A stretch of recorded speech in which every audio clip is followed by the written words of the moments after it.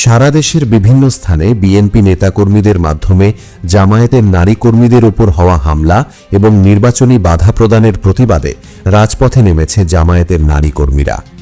গত ৩১ জানুয়ারি রাজধানীর সোহরাওয়ার্দী উদ্যানে জামায়াতের পক্ষ থেকে এক সমাবেশের ডাক দেওয়া হয়েছিল। জামায়াতের নায়েবে আমির ডক্টর সৈয়দ আবদুল্লাহ মুহাম্মদ তাহের জানান যে প্রথমবারের মতো জামায়াতের নারী কর্মীরা প্রকাশ্যে প্রতিবাদের ভাষা বেছে নিয়েছেন।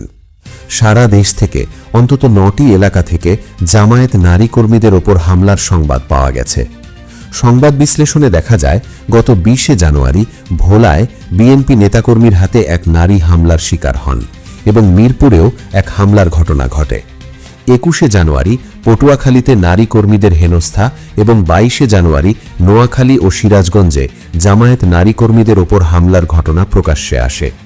এছাড়াও আরও বেশ কয়েকটি এলাকায় জামায়াত নারী কর্মীরা হামলার শিকার হয়েছেন বলে জানা গেছে। জামায়াত যদি এই সমাবেশ সফল করতে পারে তবে দেশের নারীদের বেশিরভাগ ভোট তাদের দিকে আসার সম্ভাবনা দেখছেন রাজনীতি বিশ্লেষকরা।